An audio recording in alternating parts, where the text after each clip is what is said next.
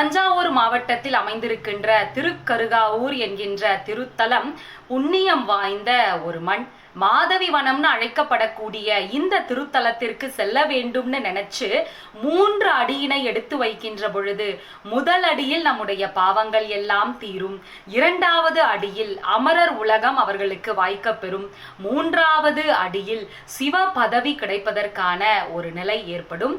இந்த திருத்தலத்தை நாம நினைத்தாலும் பேசினாலும், இந்த இடத்திற்கு சென்றாலும், இந்த இடத்தை தாண்டி வேறு ஊருக்கு சென்றாலும் கூட புண்ணியம் தரக்கூடிய ஒரு அற்புதமான திருத்தலம் கருகாவூர். கருவினை காக்கக்கூடிய கற்ப ரட்சாம்பிகையாக இங்கு இருக்கக்கூடிய அம்பாள் வீற்றிருக்கிறார். முல்லை வனநாதராக சிவபெருமான் இங்கு எழுந்தருளி இருக்கிறார். முல்லை வனம் நிறைந்த அந்த பகுதியில 5 பூதங்களாலும் அமுதத்தாலும் இணைந்த ஒரு லிங்கம் உருவாகிறது. அதை காப்பதற்காக, குழைவு நிலையில் இருக்கக்கூடிய அந்த லிங்கத்தை காப்பதற்காக முல்லை கொடி மேல படருது. அந்த முல்லை கொடி படர்ந்த தடமும் கூட அப்படியே அந்த லிங்கத்தின் மீது இருக்கும்.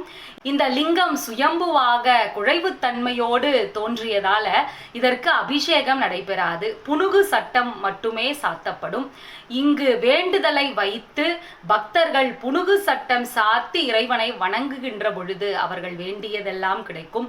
குறிப்பாக மகளிர் வயிற்றில் இருக்கக்கூடிய அந்த கரு இந்த பூமியில் காலெடுத்து வைக்கும் வரை அந்த கருவினை காக்கக்கூடிய அற்புத தெய்வமாக இங்கு இருக்கிறார்கள் சிவபெருமானும் பார்வதி தேவியும்.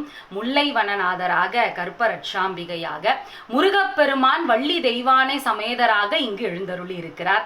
இந்த திருக்கோயில்ல சோமாஸ்கந்த மூர்த்தமாக இது அமைந்திருக்கிறதால 3 முறை இந்த கோவிலை வலம் வருகின்ற பொழுது புத்திர பாக்கியம் கிடைக்கும். தம்பதிகளுக்கிடையே ஒற்றுமை மேம்படும். அருள்மிகு கற்ப ரட்சாம்பிகை சமேத முல்லை வனநாதர் திருக்கோயில்ல ஒரு வித்தியாசமான காணிக்கை ஒன்று செலுத்தப்படுகிறது.